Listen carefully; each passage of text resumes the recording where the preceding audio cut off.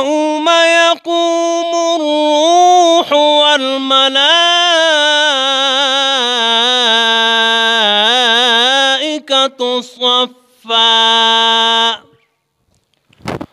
صفا لا يتكلمون إلا من أذن له الرحمن وقال صوابا. ذلك اليوم الحق، فمن شاء اتخذ إلى ربه مآبا.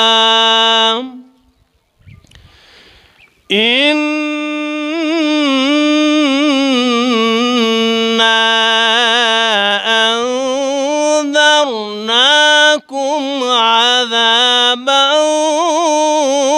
قريبا